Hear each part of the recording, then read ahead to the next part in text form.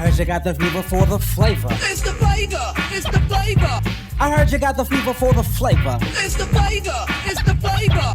It's time to kick the flavor, gonna make it real funky for you. It's time to kick the flavor, gonna make it real funky for you. Ain't it funky now? Here comes the flavor. Ain't it funky now? A funky, funky style. Ain't it funky now? Ain't it funky now? Welcome to episode 33 of the Funky Flavor Podcast. Today we speak with Jeannine Acheson and Tom Sniegoski of Nothing Can Stop the APE. Hear about the book, 30 Years in the Making, Hanna-Barbera's influence, and the relationship the writers developed with the characters. Enjoy the show! Hey everyone, it's Jason from Comics Bodega, and I have a special pair of guests today who have a new graphic novel coming out from Papercutz, a Mad Cave Studios imprint, called Nothing Can Stop the APE. Available for pre-order through May 18th and available June 9th in bookstores and June 10th in your local comic shops. I am proud to have the co-writers and creators of Nothing Can Stop the APE writers, Jeannine Acheson and Tom Sniegoski. That's it. Did I get those right? You got those right. First time, first shot, right on. First shot. Hey, I don't have to edit that. I'm sure there will be some stuff to go. Hey, so first, thanks for reaching out. You reached out to for the interview request and opportunity, and you sent the advanced review copy, the PDF, and this really took me by surprise. It was a really, it is targeted or has a younger age demographic as far as its target audience, but it was definitely more, I don't know if mature is the right word, but it did seem a little bit, it didn't seem like a 5-year-old book. Right. It definitely, you start getting up there. And yeah, it really took me by surprise. And I really loved there's so many aspects of it that really jumped at me. It's like you had some funny moments, you had a lot of dramatic, scenes, you had some sci-fi elements in there, a ton of, just epic battles, and then even, like the archaeology spin. So, I mean, it kind of had like this just futuristic, otherworldly Indiana Jones kind of thing going on. And it's, it was a really fun book. So how did the concept come up for, by the way, when this is what it looks like. It's a big ape. And I'm not even going to try it. What's that? Cover by the great Craig Rousseau, who drew the inside. He did a great job. And his art, and I will definitely talk a little bit more about him and your creative team. His art really surprised me too, because that didn't feel like a child's book. I mean, there was some stuff that definitely seemed more youth oriented, but at the same time, as an adult, as how old I am, I loved I kept it going. I didn't feel like, oh, this is kind of childish or silly or, kind of goofy. There were moments that's like, wow, yeah, this is kind of intense and, drawn real well. And he picked all those visuals just beautifully. But before we get too much into the artwork and stuff, how'd you two come together to bring this story together and over to Papercutz, and tell us a little bit about Nothing Can Stop the APE. The ape. Dot. This was your idea. You had the title in your head like how many years ago? This is like a 30-year idea that was going through all kinds of mutations throughout the years, and I never could quite nail it. I would have it and I would think, this is it. This is how I'm going to do this thing. And I'd contact artists and they would draw up sketches and stuff like that. But something would always happen where it never happened. So it like literally, and it's funny because I had the title first. I just thought it was a really funny, kind of cool title. And I remember telling Mike Mignola, I said, I got this title for a book. Nothing can stop, the ape. And Mike was like, that is the greatest title I've ever heard for a comic. So that cemented it that I had to do something with it eventually. But again, I'd say 25, maybe even close to 30 years, this thing has been rattling around inside my skull, and I hadn't been able to nail what it should be. And I think what the final piece of the puzzle that made me realize what I wanted this book to be was I had been talking with various people about doing comics based on the Herculoids, which is an old 70s Sure. Hanna-Barbera show. Hanna-Barbera, right. Yeah, and I love that stuff, and I could never figure out who had the license, and nobody had the license. yeah. Nobody wanted the license. So basically, I said, "Wait a minute, what if I turn the ape into something that would have been produced in like that Hanna-Barbera vein, like Johnny Quest or the Herculoids and Space Ghost and things like that?" And Sure. that's when it clicked. And that's when I said to Jeannine, "Hey, I've got this idea. Here it is. Let's work on this thing together," because we'd been partnering on a bunch of books and stuff. So she thought I was really exciting. And then I reached out to Craig Rousseau, because I work with him on the Young Hellboy stuff, and I was like, "You'd be great on this." And he really dug the old stuff, the Hanna-Barbera stuff. So he got where we were coming from, and the rest is history. Yeah, and he really did capture that, because I know what you're talking about with Herculoids, and I grew up on Hanna-Barbera with, Jabberjaw and Top Cat, and stuff really going all back that like no one's ever heard of, and Tushen Turtle and Hong Kong Fooey, and there was just so much, and it was just such a part of my childhood, and like of course uh the Banana Splits. It had a lot of Yeah. that. I know they played a lot of those similar type of cartoons too. Yep. Mighty Samson, and those are all part of that. Yeah. Right. Jeannine, what about you? How did you haven't been like prodding him for the last 30 years. Like, are you gonna get on this thing? No, Oh, okay. no, only about the past 6, right? So we started working together about 6 years ago. When Tom, who was a high school friend of mine, came to my school to talk to my students about turning books into movies, which Tom has had 3 books of his turned into movies.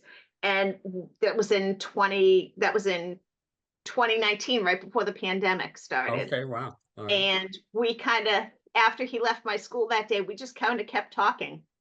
And before I knew it, I was retired and writing Vampirella comics with Tom, and a novel, which we have not done anything with yet. But Okay. yeah, so when he had this idea, and I thought, sure, why not? This is great. And we turned it into an all ages kind of book. We kind of pictured it as something that like parents and kids would read together. I have the best memories I have are of me reading with my kids before bed at night. And we read all kinds of stuff. And so we kind of thought that this would be a really good, read it with your parent, read it with your kid kind of book. And we think it is. We think it turned out pretty well. I definitely think it is. I don't have any kids of my own, big surprise. But I became an uncle for the first time, and she's like 4 now and stuff. And so fortunately, I'm able to, push my fandoms on her. I've already got her into Spider-Man and all that stuff. So I'm indoctrinating her well. But as she's going to get my collection of comics after I pass. She's the one that's gonna move on to. But this really seemed like a book I could really see sitting with her. And granted, at 4 might be a little young on some of the on some aspects that I start getting into. He's trapping people in crystals, and it's like, how does that? I don't want to answer a lot of questions. So yeah, maybe in a year or 2 or something. But it's definitely something I could see bonding with her on, because visually it's she's gonna love it. You have this character, Thuuna, the emissary of light and order. She kind of has this almost like She-Ra kind of Yeah. look Yeah. to her, but she's definitely not She-Ra, I tell you that. No. She's She's not nice. she's Not nice. she's she's doing some things. Um and yeah, and all over. I mean, you guys have a great cast of characters and some components like um I'm not even going to try to attempt the ape's name because it looks more like a Ghraagg'endah. word that like It's a Pat Sajak gave you too many A's when he asked it's for a vowel. Ghraagg'endah. Ghraagg'endah. Ghraagg'endah. Okay. Yeah, the bestial avatar of chaos. And then also Thuna's acolytes that represent elements. Yeah. Yeah. The black diamond. It's just time for monsters and gods, and it's just this really interesting. And then how it ends up moving to Earth, and how this archaeologist stumbles upon it, how that goes, this Jarvis-like home system at Morgan Manor, this, you see all these things that they're just, it's like, oh, cool. Oh, that's cool too. It's a, I know it's something I could like continue to enjoy with her each time reading, like, yeah, like Iron Man and like, or, um, so, how did you come up with such components that, because this isn't like, it isn't a story where, well, there's a meaningful message behind it and, hey, be good to others or whatever like that. Right. This is just a fun, uh, intense at times story but just really intriguing. And I think that's the big part of it with, Thuuna having these acolytes and this, and them separating themselves from her in this kind of battle that's going on and how the ape gets in there and plays his role. I don't want to try to give away too much, but uh, yeah, and the ending seems to leave open a possibility for I more to know. come too. So, We're so hoping. yeah, so how did all these components kind of, how did you? I mean, did you just keep adding and build, or just find like that kind of right combination of characters and elements that would help really tie this all together and bring it into like the Earth scene that we see in most of the book? I think it really clicked when we started talking about the Hanna-Barbera stuff. I think that was when all the components, because we kept thinking, what was cool about Johnny Quest? What was cool about Space Ghost? What was cool about the Herculoids? What? So there were all these like various like it's almost like I don't want to say it was like a formula, but a lot of those cartoons had kind of a formula. I'm like, all right, we had the kid, we got the dog, we got so I think that having those things available to us allowed Jeannine and I to kind of play with it, like to kind of play with the concepts and the ideas and things like that. You agree with that, Jeannine? I agree. Okay, He's right. next question. No, yeah, it was, and it has a great intro too, explaining the early stages of Earth and uh, how it was important to trap this ape in this prison because he was someone who couldn't be stopped, and so it was just the only hope was to contain him. And now, you see kind of this power shift and a new world to conquer, and it's just it's I really, I mean, I can't say it enough. I really enjoyed this book. I was more I so think we than I thought I surprised would. you. I think we surprised you. I think you did well, because I mean, I've had a couple of Papercutz art creators on here that have done some recent books, and they have been, since it is Papercutz, they do tend to have a younger audience in their graphic novels. So you're at varying degrees of, Yeah. is it someone in the 5 to 8 range? Is it someone, 9 to 12? I mean, you have those, and so and like the last one I had was there was a moral behind the story, and then this one didn't, and which was fine, and it actually, because it wasn't that type of book and that type of story, and it's written really well, and you really help give these characters their own identities, especially the elementals, especially like uh, I don't know if it's Rock. pronounced rock, but Rock. I Yeah, love rock. instead of words that you know, Yeah. pictures show up with the red X over Thuuna or whatever. Um, so, what? How did you decide to kind of develop those characters and have them so they're each individual, but at the same time such you know such integral components to uniting and bringing what they have to this impending battle. I think it's kind of about letting the characters kind of talk to you and figuring out what's important to them. Like the elementals each have their own element, but they kind of develop a voice, and like you will be, doing their dialogue or something and go, oh, what if they say this? But then you kind of figure out the right way to say it so that it sounds like their voice. It just doesn't sound like us just saying, oh, and then Rock says, rock or whatever. It's more like kind of listening to the characters, and as you get further and further in the book, you kind of like who they are, and they kind of reveal themselves to you if you've really thought about them and you kind of live with them for a while. They kind of, I don't know, they tell you who they are and how they would speak and how they would act. Right. So yeah, I think we just kind of got to know the characters.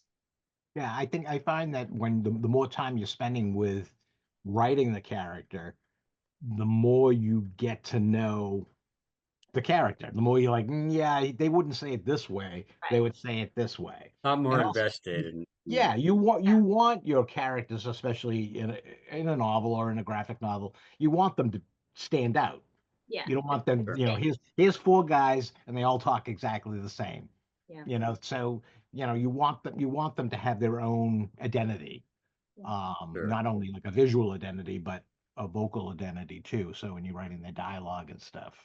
And that really came through. And also with the identity, like we just were speaking a little bit earlier about your artist on the book, the graphic novel, Craig Rousseau, Yeah. just really nailed this. He has a great look to. He really, you can easily identify the characters that they have their own distinguished look. It's not just a generic look, but I mean, even when I saw Maxwell and Harvey together in one scene, kind of like, oh no, it wasn't very like a childlike. I mean, because the kid was a little bit older, and here he is, he's spending his time and his life with uh, an archaeologist and a mine like his mother, and so and he's grown up with technology and stuff that seems a little foreign to these elementals that he really helps bring this book to another level. It's really the best way for people to do this is to go out and buy it. So you need to see what I'm talking about. It'll make it easier on me. I'm sure Jeannine and Tom would appreciate it. Oh, yes. The Papercutz would be happy. But yeah, no, yeah, Craig's illustrations just knock it out of the park. And then you have Tom Gaadt on Tom Gaatt colors doing colors and and Taylor Esposito, just like letters. he's Yeah. everywhere. These were all handpicked. These were all Yeah. people that we were like, we want this guy for this, we want this guy for this. Just to Taylor looked like he was having a blast because he got to do so much. Some a little more younger, lighthearted stuff, but then he's with his onomatopoeias or his sound effects or yeah. the different kind of dialogue bubbles for like the ape and for just I mean there was just a lot throughout and not overly done, but you just got to see he had to have some fun, not only just with this story, but being able to play around with his in his arsenal and his Yeah. goodie bag Yeah. of lettering The tricks. lettering had an identity, which Sure, for sure. which was perfect for Yeah. this, especially And this kind of There were story. even a couple of times when we weren't sure what we needed for lettering. We were like, well, I think might have been even Ghraagg'endah's dialogue. We were like, well, we want something maybe different. And I think Taylor gave us a bunch of choices. He was like, you could do this, you could do that. Yeah. So he's like a master. He's like the top of his game. He's awesome. Yeah, he's great. I've worked with him a bunch of times, and he's great. Yeah, shout out to Ghost Cliff Studios. Oh, and you also have Lauren Hitzhusen and Adam Wallenta from Yeah. Puntaco editing your book. So, were they? Did you have your hand in picking them, or was that through Papercutz? I that was That was Papercutz, through right? Papercutz. That was on there. The editing's on Yeah, Yeah. that was there, their and end. okay, Yeah. Yeah. But okay. we enjoyed the editing I enjoyed the editing process. I never enjoyed the Tom doesn't like it. But it was fine. It was great. I really feel like we were all a really good fit together.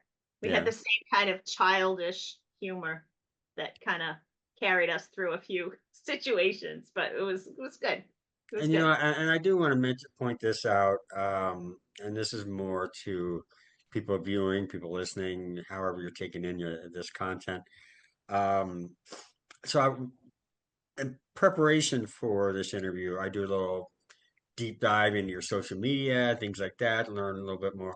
And I have to say that the thing that stood out to me about the two of you is that you have this like joie de vivre, just everything. You go to these conventions and you see you're so happy and you love being there, and this is like home to you. And then, you could be on vacation and you're still having fun and giggling. I mean, you just have this spirit about the two of you and what you do, and it's just so refreshing to see that.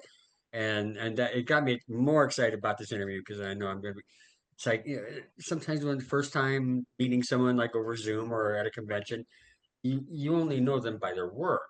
Right. But then you Right. start seeing who they are and doing this. I was like excited. I'm like, okay, I'm gonna have fun with these two. Yeah. We're gonna it's not gonna be like, oh, like one word answers and then like Yeah. I gotta fill the time and but it was just I just want to say to both of you, it's just kudos to you both and it was really just refreshing to see that. I mean, and at the same time I question your sanity a little bit just because I Oh, was Oh, for like, we do sure. every day. I'm like, how can they be this happy all the time? Well, Uh, we're not. But No. we just seem to be. We're not. But Yeah, oh, no. there's, uh, is that just camera mode? Yeah, Um, I think probably 95% of the time we get along. We're happy with each other. And I I for one am thrilled to be doing what I'm doing now because I was a teacher for like 15 years and that was getting really challenging. And this is like a dream come true. It's like I get to work for myself, I get to work with my friend, I get to do whatever strikes my fancy. So I'm just having a blast. and And maybe it shows. meeting fans at conventions and That's people so seeing much your work and fun. get excited and that's got to be Yeah, that's it's super. wild. That fan part is just super important, just because of the fact that you work in a vacuum.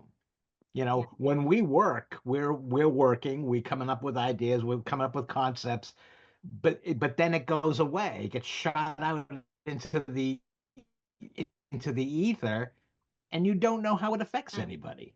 right. So to have somebody come up to you at a convention to say this really meant this was just so exciting, or it was so funny, or it was so scary, and I really love that. That's like food for the soul. That's kind of like why you do it. You kind of you throw it Validation. out there, and it comes back to you in another form, and an energy which we then use to do the next For the bit of next. craziness. Sure. And you guys cover a lot of conventions. I know you're both over in Massachusetts, Massachusetts, but I yeah. mean, I've seen pics from San Diego Comic-Con, New Yeah. York.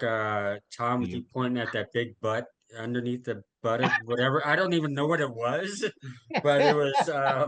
Remember? But you know what? You weren't bothered by it. I can tell that. No. When you see an opportunity like that, you have to take it. Yeah. Get your camera. We're not going to run into this. Isn't going to happen again. Um, Do you have any other appearances coming up? Do you have anything slated in line with the release of Nothing Can Stop the Ape? Local comic shops, signings, conventions? We have a signing at Jetpack Comics in Oh, nice.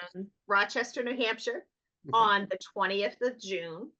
We'll be at San Diego Comic Con at the Mad Cave booth in Oh, July. nice. We're going to Wicked Comic Con at the end of May. The book won't be out by then, but we'll be there. and that's in Boston. That's in Boston. And then we're going to Rose City Comic Con. Oh, in Did I Portland. say that yet? Yeah, that's the first time. That's my first time going there. I don't. You're gonna love the show. I've been there twice, and every creator I spoke with, it's like one of their favorite shows. Oh wow. Run well. It's laid out well. It's not confusing. I mean, they do well in keeping a lot of the creator stuff and your exhibitor stuff over here. Retailers keep all the pop boxes over there. But it's a great venue. It's Portland, so well, they'll probably it could rain, it could be 100 degrees. I mean, it's September, right? Right. I think it's in September. Yeah. September. Yeah. But you're gonna love the show. It's great, and everyone there, you're gonna see a lot of the, and especially with so many publishers up in that area now with Image and Dark Horse and Oni Lion Forge, and so you have a lot of those creators in and around Greater Portland or Pacific Northwest. People come down from Seattle or Northern California or wherever. Yeah, that's gonna be a great show for you. You're gonna have a blast. It's a good time. Yeah, Craig Rousseau will be there too, so we'll have the whole. Oh, nice. And team, this will be after it's out. Maybe it'll be have a big signing and get all the names on there. I don't know if Taylor does that show. I rarely see Taylor. I can't think of a time I've seen Taylor at a show, but I don't know where he's out of. God, for some reason don't quote me on this because I haven't looked or read anything about his personal life or whatever in years, but I want to say New Jersey, maybe. Okay. That sounds right. Yeah. Maybe. I can't. You start following creators online, then you see their hobbies and their sports teams, and then like, okay, I kind of get a feel for. Okay, yeah. Oh, thanks, buddy. Yeah. That's Indy, the bodega cat. What are you doing? Very helpful. Oh yeah, no. Anytime I'm on Zoom, there's going to be at least one time where he walks by. But I'll figure that out in a moment. Yeah. So I appreciate your guys' time and sharing this with me. I'm looking forward to getting this out into the world, and I'll be sure to pass it along to Papercutz as well.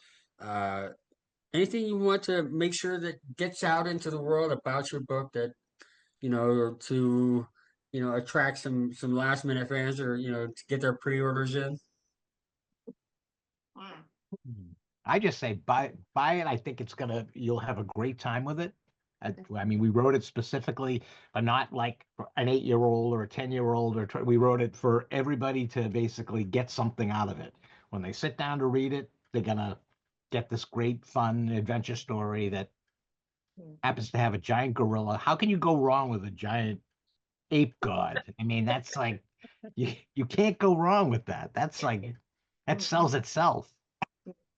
I know if I was in a comic book store and I saw a book called Nothing Can Stop the Ape, it would be in my bag before I even looked at it. Nothing can stop me from buying that. Nothing can stop me from buying it. Yeah, yeah. You can't go wrong with giant apes. No, this is true. Nice. Yeah. I think for like older folks who might want to look at it too, it's going to be reminiscent of like the Saturday morning cartoon stuff that we all grew up with. So I think that would be like kind of a draw too. And even though there's some action and and some moments and things like that, it's not a violent book. So not really. It's not graphic. It's not like tearing arms off and stuff like that to terrorize. It's like those cartoons. Yeah. So it is. It's very, really surprisingly, it's very well rounded, and especially for both adults and children alike to not only enjoy individually, but it's something that can easily share with one another. So love what you guys. So everyone, we want you to make sure you go out and get Nothing Can Stop the Ape. The FOC, or the last date you can order, is May 18th. Be sure to call your local comic shops. If you don't have a comic shop near you, visit comicshoplocator.com. And the book actually releases on Tuesday, June 9th in bookstores and on Wednesday, June 10th in your local comic shop. We'll give you the link here down here at the bottom. If you go here, this will take you directly to Papercutz page promoting the book, where you can also pre-order digital copy, paperback, and the hardcover too, right? You have paperback paperback and a hardcover. I was all excited. Oh yeah, it's great. And for anyone new to Papercutz, just by going to that site, you'll end up getting a pop-up. You can get 25% off your first order. So just another great reason for you to jump on this and get a great deal and have some fun coming June. So yeah, so definitely get your orders in by May 18th, excuse me. And yeah, look for more from both Jeannine and Thomas, and you can find something from Thomas this coming week, this Wednesday, in your local comic shops from Dark Horse Comics. It's the latest, it's the third series in the Frankenstein New World. And this one's called The Speed of Darkness #1. And Tom is a co-collaborator on that book. With Christopher Golden and Peter Bertig. And yeah, he's just crushing it. Yes. So thanks so much to the both of you, and best of luck. I wish you guys nothing but the best of success with this, and I really think that you really have something special here that I hope everyone just jumps out and gets and able to take part in. And come see him at San Diego. Come see him at Wicked Con, and or at Rose City, definitely. Rose City, I'll be a fish out of water there. That's beautiful. Hey, thank you both so much, and thank you. Thanks for everything you contribute to the comic book industry. Well, thank you very much. Very much. Anyone can Special thanks to Jeannine and Tom for Anyone speaking can to us about Nothing Can Stop the APE. Be Anyone sure to can place your pre-orders by May 18th, the final order cutoff. The book will go on sale June 9th in bookstores and 10th in your local comic shop. Thanks for listening or watching. Stay tuned for more from Comics Bodega and the Funky Flavor Podcast. This is some real live funky, get down on the get down.